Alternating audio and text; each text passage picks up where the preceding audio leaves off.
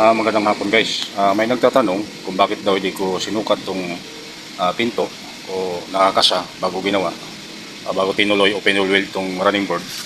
Ang dahil guys ay di na kailangan. Ako na nagsasabi sa pinto dahil sila mismo nagsasabi bakit hindi daw kailangan isukat. So di na kailangan, magdudoble trabaho eh. Ang dahilan guys, dahil may mga ano naman to eh. Guide, katulad itong tornilyuhan, yan o. Yung butas ng double, yan o. Kailangan isintro mo yan para sigurado na di mo na kailangan isukat. O. Tapos ito, may guide din yan dyan. O. Yung gatla na yan. Pagpantay yan, at, sigurado na yan.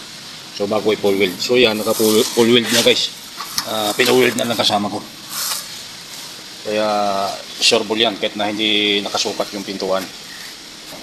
At original yan guys yung running board.